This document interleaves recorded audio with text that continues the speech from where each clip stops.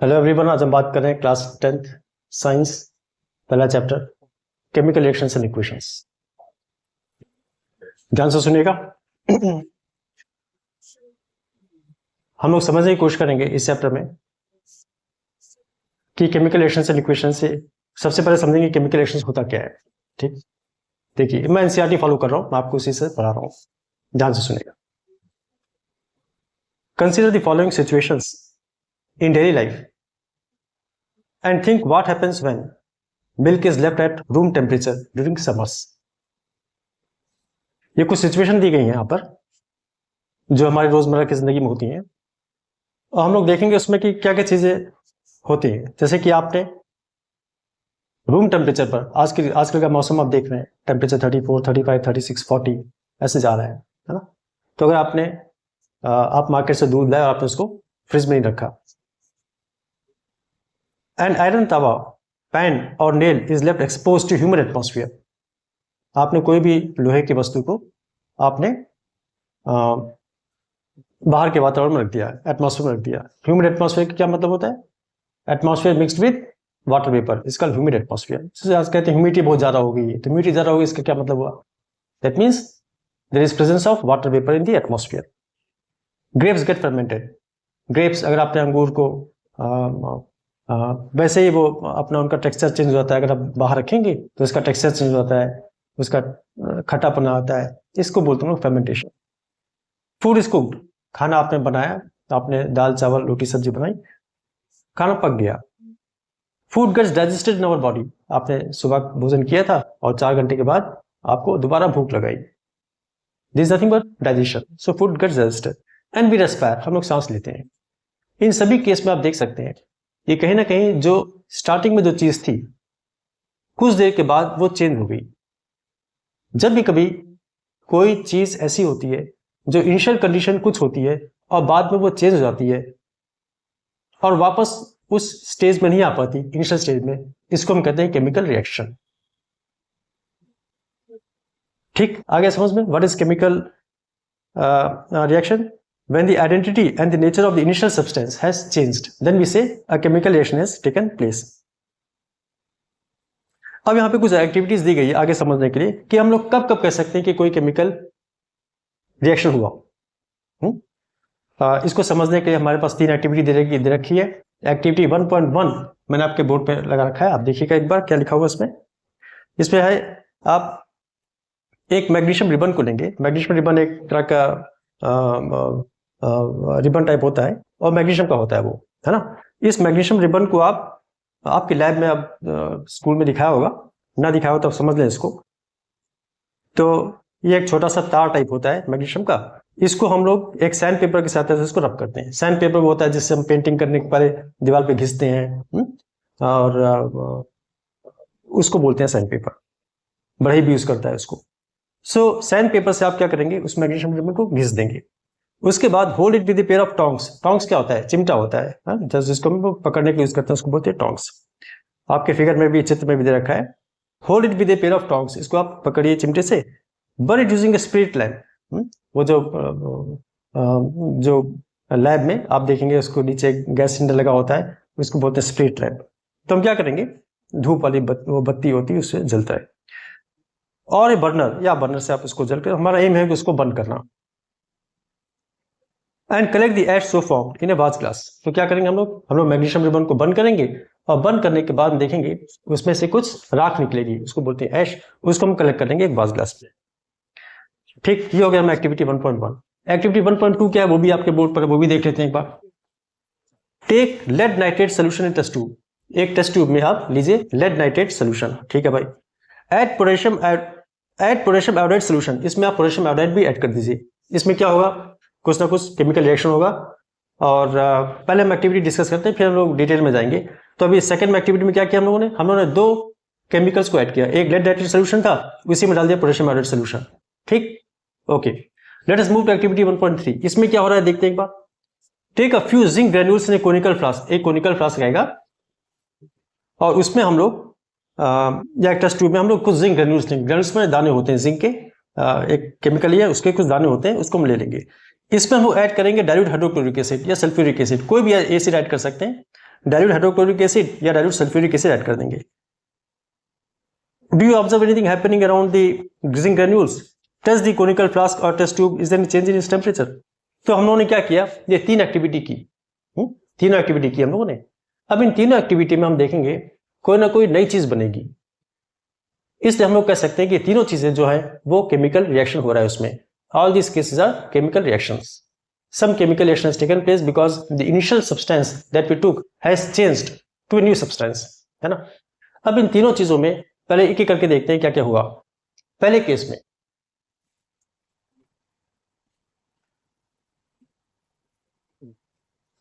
में क्या हुआ, हम लोगों ने लिया था मैग्नीशियम रिबन लिया था। मैग्नीशियम रिबन को हम लोगों ने उसको बर्न किया था इन विद स्प्लिट लैम्प, और फिर देखा था इसमें हुआ क्या था। Magnesium ribbon Burns with a bright white dazzling flame, बहुत चमकता हुआ है बिल्कुल। आप जैसे दिवाली के समय में एक पटाखा होता है, पेंसिल हम लोग जलाते हैं बहुत तेज से, वैसे जलती है ना, व्हाइट डेजलिंग फ्लेम, चमकती flame. And the product form is white powder, और हमें मिलता है क्या है, एक व्हाइट पाउडर मिलता है उसमें से, उसको हम ऐश कहते हैं, कॉल्ड मैग्नीशियम ऑक्साइड। तो फर्स्ट एक्टिविटी में क्या हुआ, यू कैन से, आप कह सकते हैं कि भाई पहले वो एक मैग्नीशियम रिबन था और बाद में उसका कुछ चेंज हो गया, बिल्कुल ही अलग एक पाउडर बन गया। तो कहीं ना कहीं इसको हम लोग कुछ हद तक, वैसे तो वो भी सॉलिड था, ये भी सॉलिड है, तो हम लोग कह सकते हैं somewhat change is there, you can not get back that magnesium ribbon, you can say change in colour, ऐसा कुछ कह सकते हैं। क्योंकि मैग्नीशियम जो होता है उसका जो इनिशियल कलर होता है वो होता है शाइनी सिल्वरी ग्रे, और बर्न करने के बाद जो इसका कलर हो गया वो क्या, व्हाइट पाउडर हो गया। तो हम इस केस में क्या कह सकते हैं, change in colour has taken place. Okay, second activity में आ जाइए, एक्टिविटी 1.2। इसमें क्या किया था हम लोगों ने, इसमें हम लोगों ने दो केमिकल्स को ऐड किया था, लेड नाइट्रेट सोल्यूशन को ऐड किया था पोटेशियम आयोडाइड सोल्यूशन के साथ। इसमें क्या हुआ था, जब हम लोगों ने लेड नाइट्रेट सोल्यूशन को ऐड किया पोटेशियम आयोडाइड सोल्यूशन के साथ, तब क्या हुआ, जो कि मैं बाद में बताऊंगा कि आगे क्या हुआ, डिटेल में नहीं जाऊंगा इसमें। अभी तो हमारा एम ये है कि ये पता करना कि ये केमिकल रिएक्शन हुआ है नहीं हुआ। तो हम देखेंगे इसमें कुछ ना कुछ केमिकल रिएक्शन होगा, और होने से क्या होगा कि अगर आप उसको छुएंगे तो वो गर्म होगा, है ना। Some chemical reaction has taken place, and एक उसमें क्या होगा, एक येलो प्रेसिपिटेट बनेगा, some yellow precipitate will be form. Precipitate किसे कहते हैं, प्रेसिपिटेट उसे कहते हैं कोई इनसॉल्युबल चीज जो डिजॉल्व ना हो, वो टेस्ट ट्यूब में नीचे आपको दिखेगी, उसको बोलते हैं प्रेसिपिटेट। ठीक है, तो ये हो जाएगा इसमें। और तीसरी एक्टिविटी में क्या होता है, तो दूसरी एक्टिविटी में क्या होगा, some change in temperature can be seen and yellow precipitate will be form. That means in all the three cases something new is being form, वो तो कॉमन है ही, और दूसरा से गर्म भी हो जाएगा, so that also is another thing factor. तीसरे केस में आते हैं, तीसरे केस में क्या किया था हम लोगों ने 1.3 में, when zinc reacts with hydrochloric acid, zinc granules थे और उसमें हम लोगों ने डाइल्यूट हाइड्रोक्लोरिक एसिड डाला था या डाइल्यूट सल्फ्यूरिक एसिड डाला था, कोई भी एसिड डालते हैं, तब क्या होगा, some reaction will take place again and what will happen, some gas will be evolved, उसमें कुछ ना कुछ गैस निकलेगी। I am not going into the details of the chemical reaction at this stage, अभी पहला क्लास है, मैं आपको डिटेल में नहीं जा रहा हूं, हम तो ये बात कर रहे हैं, हमारा एम इस वक्त ये जानने का है कि इसमें कुछ ना कुछ चेंज हुआ है। क्या चेंज हुआ है जिसकी वजह से हम कह सकते हैं केमिकल रिएक्शन। सो रिमेंबर, एक बहुत इंपॉर्टेंट चीज मैं आपको बता रहा हूं, a chemical reaction takes place when any of the four things take place. कौन कौन सी चार चीजें, चेंज इन कलर हो सकता है, चेंज इन स्टेट हो सकता है, इवोल्यूशन ऑफ ए गैस हो सकता है, या चेंज इन टेम्परेचर हो सकता है। ये चार चीजें बहुत इंपॉर्टेंट है। Okay, so remember this, these are the four things जो कि किसी भी केमिकल रिएक्शन में, जब भी कभी कोई केमिकल रिएक्शन होगा, इन चारों में से कोई एक चीज होगी। ठीक, ये मैंने लिखा है आपको, आपके बोर्ड पर है। This very very important from the examination point of view, as well as you should understand when a chemical reaction has taken place. Okay, so in this class you have understood what we mean by chemical reaction, और next class में हम पढ़ेंगे chemical equations के बारे में, आगे पढ़ेंगे। Okay, thank you, bye bye। फिर हमारा chemical equations एक्टिविटी 1.1 में जैसे हम लोगों ने देखा था, magnesium ribbon burns in air to give rise to magnesium oxide, है ना। तो ये काफी बड़ा स्टेटमेंट है, ये काफी बड़ा स्टेटमेंट है। मैं इसको लिखूंगा ऐसे कुछ, तो इस तरह से हो जाएगा, magnesium ribbon burns in air या with air to give magnesium oxide, है ना। तो काफी बड़ा स्टेटमेंट है। इस तरह बड़े बड़े स्टेटमेंट लिखना इतना आसान नहीं होता जब बात करते हैं केमिस्ट्री में। तो इसके लिए क्या किया हम लोगों ने, केमिकल इक्वेशन यूज करते हैं। This is what chemical equation comes into picture. Chemical equation क्या होता है, हम लोग सिंबल्स, हम लोग क्या करेंगे, इसको एक शॉर्ट फॉर्म में लिखेंगे, इसको बोलते हैं केमिकल इक्वेशंस। कैसे लिखेंगे इसको, magnesium plus oxygen gives rise to magnesium oxide। Clear, can you see it. पहला स्टेटमेंट कितना लंबा था, ये तो छोटा था, अभी और भी बड़े बड़े केमिकल रिएक्शंस होते लिखते चल जाएंगे। दूसरा कितना सिंपल है, magnesium plus oxygen gives rise to magnesium oxide. इसको बोलते हैं हम लोग word equation. What is this called, this called word equation, this called word equation.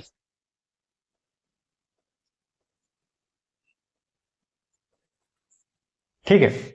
अब भाई इसमें एक आध चीजें हम लोग को बहुत ध्यान से समझना चाहिए, क्या मैं कह रहा हूं। ये वर्ड इक्वेशन है, इधर जो साइड है, जो लेफ्ट हैंड साइड में, यहाँ पे ये LHS है और ये RHS है। LHS stands for left hand side, RHS stands for right hand side. इधर जो चीजें हैं LHS में है, उनको हम लोग बोलते हैं रिएक्टेंट्स, रिएक्टेंट्स। और राइट हैंड साइड में जो आता है उसको बोलते हैं product, reactants and product. Product वो होता है जो बन के तैयार होता है, और रिएक्टेंट्स वो होता है जो चीजें रिएक्ट करती है आपस में। ठीक है, so LHS we have reactants and right hand side में प्रोडक्ट्स, ये वाली बात होती है। क्लियर, तो ये इसको बोलते हैं वर्ड इक्वेशन। और overall this is called chemical equation. ठीक है ना। तो इसमें और क्या खास चीजें, इसके बीच में देखिएगा एक एरो मार्क है। इस एरो मार्क का मतलब होता है कि this shows that these things are reacting to form this. इससे मालूम पड़ता है, काफी लॉजिकल है ये, कि ये बन के तैयार हो रहा है ये, और ये हमें कहीं ना कहीं direction of the chemical reaction दिखाता है। This is progressing this side. कभी कभी क्या होता है, sometimes we have reactions taking place on both the sides, तब हम ऐसे लगा देते हैं, मतलब ये भी बन के ये भी वापस यहाँ पे चला जाएगा, इसको बोलते हैं reversible. But this is not the case here, so it is like this. ठीक है, so this arrow shows the direction of the reaction, that means this reactant is forming product, ऐसे। ठीक है, आई hope you understood this topic chemical equation. अब बात करेंगे, next topic है हमारा राइटिंग ए केमिकल इक्वेशन। इसको बोलते हैं वर्ड इक्वेशन। इंपॉर्टेंट चीज ये, दिस वर्ड इक्वेशन। एक नोटबुक रख लीजिए जिसमें खाली साइंस रहेगा, आप उसमें जो जो मैं पढ़ाया करूँ, जैसे जैसे बोर्ड पे लिखा करूँ, उसको नोट कर लिया करिए। This will be your kind of notes and this will be very much helpful to you, है ना। ठीक, नेक्स्ट टॉपिक मैं ले रहा हूँ,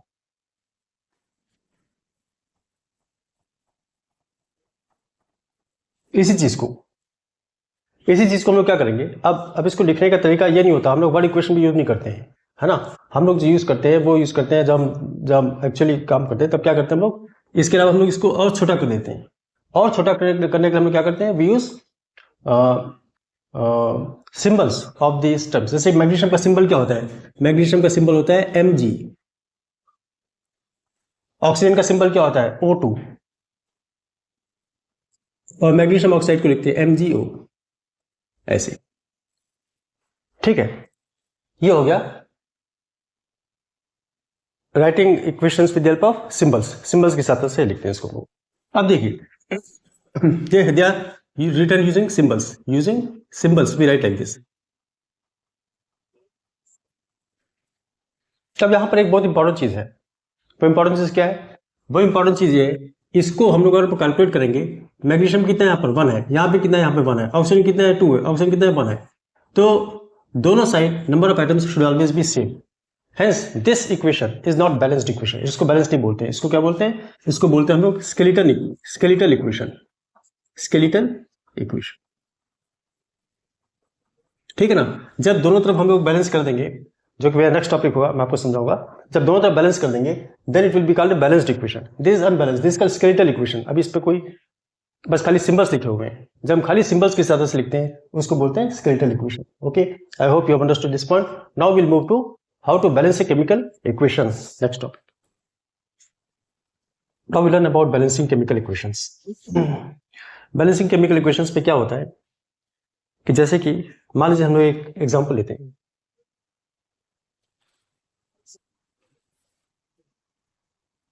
zinc plus sulphuric acid. gives rise to zinc sulfate plus hydrogen.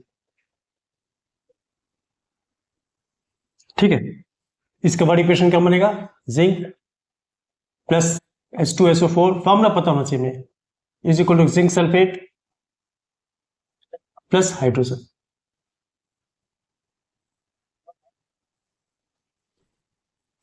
ठीक है, ये हो गया स्केलेटल इक्वेशन। स्केलेटल इक्वेशन हो गया। Unless it is balanced, we don't know it is balanced. Our aim is to, now I'm teaching you how to balance the chemical equation.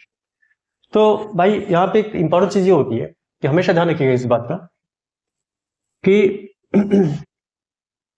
number of atoms on the left hand side of each element, number of atoms on left hand side of each element should be equal to number of atoms on right hand side of each element, हर एक का। जैसे hydrogen का यहाँ पे 1 है तो वहां भी 1 होना चाहिए, यहाँ 2 है तो यहाँ भी 2 होना चाहिए, जिंक का 1 है तो वहां भी 1 होना चाहिए। ऐसे ऐसा क्यों करते हैं? ऐसा करते हैं because of the law of conservation of mass. Law of conservation of mass states that matter can mass can neither be created nor destroyed। ठीक है ना, इसलिए हम लोग क्या करते हैं, number of atoms on the LHS should always be equal to number of atoms on the RHS। इस बात का ध्यान रखते हैं। अब मैं आपको दिखाऊंगा इसको करने का तरीका क्या होता है। पहले देखते हैं इसका क्या है सिचुएशन।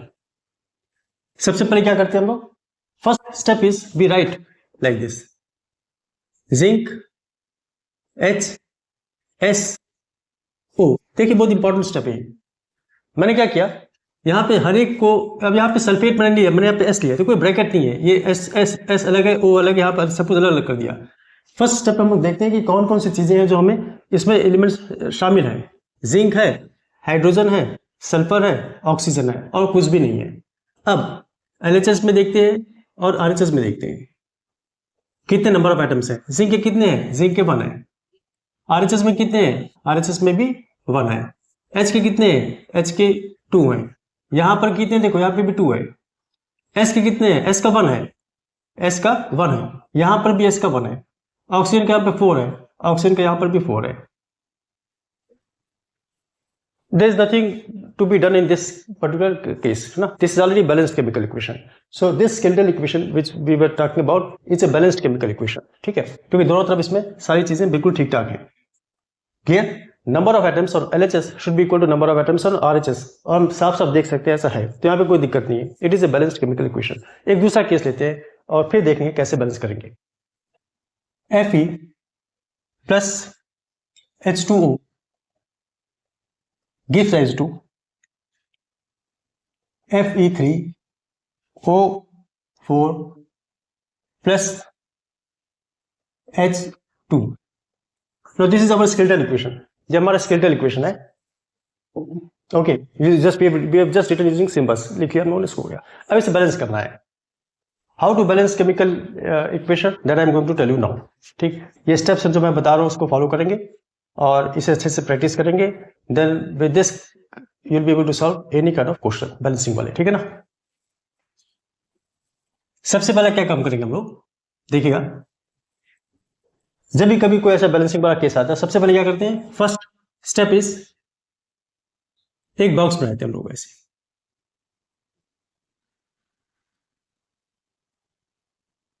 बल्कि मैं यहां नहीं करूंगा, इसको मैं खुला नहीं देता हूं ताकि आप इसको देखते रहे क्वेश्चन क्या था। मैं इसको करता हूं नीचे, है ना, यहां पे करता हूं Fe, थोड़ा जगह छोड़ूंगा, थोड़ा हमें जगह की जरूरत पड़ेगी। Plus H2O gives rise to Fe3O4 plus H2। अब मैं क्या करूंगा, सबसे फर्स्ट स्टेप क्या होती है, वी क्रिएट ए बॉक्स। हर एक एलिमेंट के चारों तरफ ऐसे एक बॉक्स बनाते हैं, ऐसे बॉक्स बनाते हैं।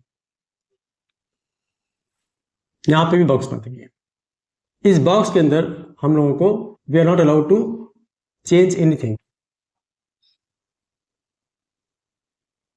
ठीक है, ये बॉक्स क्यों बना दिया, क्योंकि बॉक्स बनाने से क्या होता है कि हम लोग कोई भी कंफ्यूजन नहीं रहेगा। बॉक्स के अंदर हमें कुछ लिखना नहीं है, we can not change anything inside the box, otherwise the formula will change, है ना। Now we can do whatever we want. अब सबसे पहले क्या करते हैं हम लोग, first step is draw box. ठीक है ना, अराउंड ईच एलिमेंट। अब उसके बाद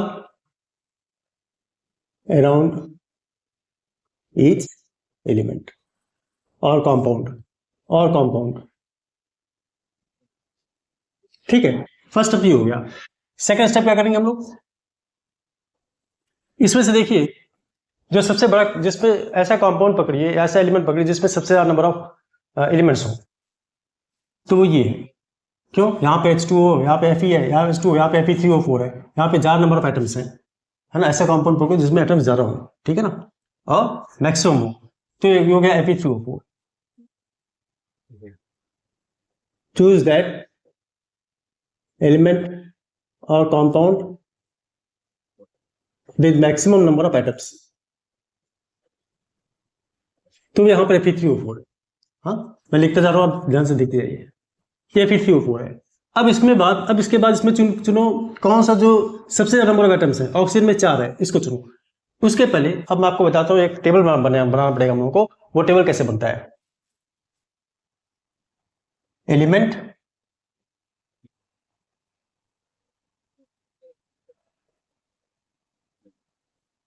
number of atoms on LHS and number of atoms on RHS। ये हो गया रिएक्टेंट्स,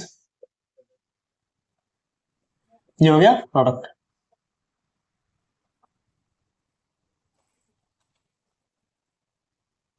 ठीक है, ये टेबल कुछ इस तरह बनेगा, ये टेबल कुछ ऐसा बनेगा, इस तरीके से, ऐसे।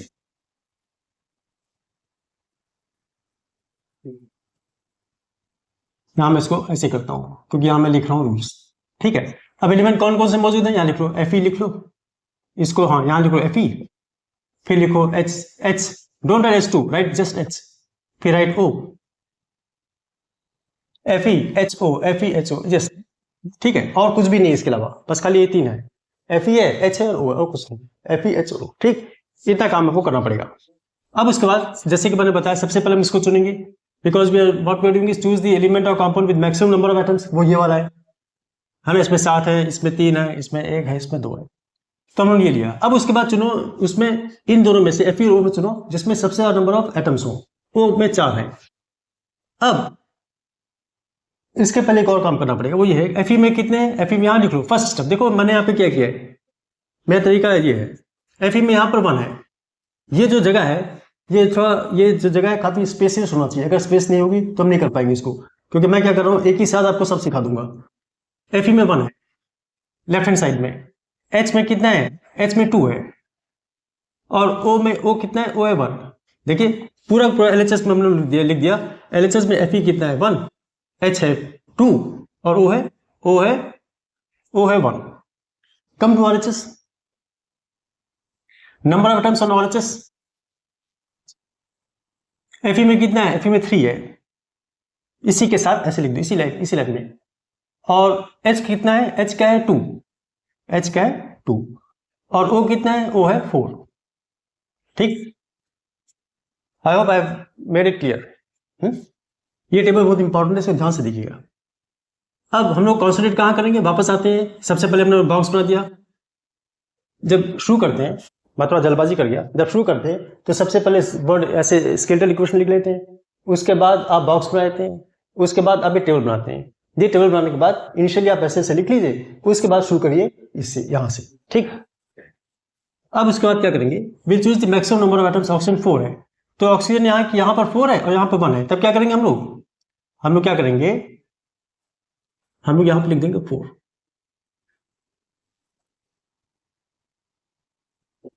ऑक्सीजन 4 है, सॉरी ऑक्सीजन 4 यहां पर है और यहां पर ऑक्सीजन 1 है, तो हम क्या करेंगे, हम यहां पे लिख देंगे 4 ऐसे। अब क्या हो गया, now this box you cannot change anything inside the box, but now this has become 4 oxygen, this is multiplied like this, oxygen is 4 now, so oxygen has become 4. Now what you do is slightly lengthy but it is very very helpful जो मैं बता रहा हूं तरीका, please follow this. अब oxygen है यहाँ पर 4, तो नेक्स्ट स्टेप लिख दो, ऑक्सीजन 4 हो गया, और यहाँ पर ऑक्सीजन कितना है, ऑक्सीजन 4 हो गया। देखिए जब भी कभी कोई भी चेंज मैं करूंगा यहाँ पर, तो I will actually take a second line. अब देखिए मैं क्या करूंगा, यहाँ पर ऑक्सीजन 4 हो गया, ऑक्सीजन 4 हो गया, फेरस उतना ही है, फेरस उतना ही है, यहाँ भी फेरस में कोई चेंज नहीं हुआ, लिख लीजिए, कोई टेंशन नहीं है। हाइड्रोजन हो गया 8, 4 2 8, और हाइड्रोजन हो गया 2। देखिए, so important step. I was thinking why am I doing this, but now you can understand. सीधे सीधे देखिए, हम लोगों ने ऑक्सीजन में चेंज किया, हाइड्रोजन में ऑटोमेटिकली चेंज हो गया। So please follow this what ever I am saying. अब सेकंड स्टेप आप देख सकते हैं कि यहाँ पर हो गया 184, यहाँ हो गया 324, यानी कि ये और ये सेफ हो गया, कोई टेंशन नहीं है। हमें इस पे बात करनी है ना, हमें इस पे बात करनी है। तो इस पे क्या बात करें हम भाई? बात करेंगे हाइड्रोजन पर। हाइड्रोजन 8 हो गया यहाँ पर, और हाइड्रोजन यहाँ पर 2 है, तो हम क्या करेंगे, यहाँ पे 4 लिख देंगे। ठीक, just go step by step. अब हाइड्रोजन कितना हो गया, नेक्स्ट लाइन में चलेंगे, सेकंड लाइन। हाइड्रोजन 8 हो गया यहाँ पर, हाइड्रोजन हो गया यहाँ पर 8, और हाइड्रोजन यहाँ पर कितना है, यहाँ पर हाइड्रोजन है 8। देखिए, you have to multiply like this 2 and this 4 will be multiplied, it will become 4 to 8. So we see that hydrogen is 10 8। बाकी सब भी देख लो बराबर, Fe1 है, Fe3 है, और ऑक्सीजन यहाँ पर कितना है, ऑक्सीजन यहाँ पर 4 है, और ऑक्सीजन यहाँ पर 4 है। You can clearly see that we have closed this, we are left only with this। Fe is 1 and 3, Fe यहाँ पर 3 है, यहाँ पर 1 है, तो क्या करेंगे? I think it has become very simple now। Fe यहाँ पर 1 है, बाकी सब क्लोज हो गए। Fe1 है, Fe3 है, तो मैं क्या करूंगा, यहां पर लिख दूंगा 3, Fe पे लिख दूंगा 3। अब फिर से करूंगा, एक लाइन फिर से बनाऊंगा। Fe कितना हो गया, Fe हो गया 3, इधर Fe कितना हो गया, Fe हो गया 3। हाइड्रोजन कितना है 8, हाइड्रोजन कितना है 8, ऑक्सीजन कितना है 4, ऑक्सीजन कितना है 4, 384। Dear friend, now we have reached the conclusion. दोनों तरफ 384 है, that means our equation is now balanced equation. अब इसको कैसे लिखेंगे, ये है जो ऊपर लिखा हुआ बैलेंस्ड केमिकल इक्वेशन है, ऑटोमेटिकली सब काम हो गया। देखिए, now the balanced chemical equation is, you can write like this, hence the balanced, it is already balanced now, hence the balanced chemical equation is, क्योंकि बॉक्स से हटा के लिखना पड़ेगा ना, बॉक्स लेके नहीं चलेंगे हम लोग, तो जाएगा 3Fe plus 4H2O gives rise to Fe3O4 plus 4H2। कितना अच्छा लग रहा है। ये था, यहां से शुरू किया था हम लोगों ने, और यहां पे हम लोग पहुंच गए balanced chemical equation as per the law of conservation of mass. ठीक है, तो ये हो गया हमारा तरीका। यहां पर तो मैं भूल गया लिखना, आपको समझ में आ गया कैसे कैसे किया है। सबसे पहले क्या किया था, ड्राई बॉक्स। दूसरा क्या किया था, choose the element with maximum number of compounds. उसके बाद स्टार्ट बैलेंसिंग। ठीक है, कुछ इंपॉर्टेंट चीजें होती है, नोट कर लो। Never write inside the box, है ना, बॉक्स में कभी भी कुछ नहीं लिखना है, और बाकी आपकी सेल्फ एक्सप्लेनेटरी आप ऐसे करेंगे तो मैं आपको समझा दूंगा। Clear? I hope I made this clear. बहुत अच्छे से समझ में आ गया आपको बैलेंसिंग ऑफ केमिकल इक्वेशंस। इसमें एक और चीज होती है, एक केमिकल इक्वेशन अभी भी कंप्लीट नहीं है। कंप्लीट नहीं है का मतलब ये है कि इसमें हम लोगों को फिजिकल स्टेट ही लिखा है, तो we can always mention the physical state of this, कि भाई जब पहले क्या था बाद में क्या बन गया है ना, ये भी बहुत जरूरी होता है केमिकल इक्वेशन लिखने का।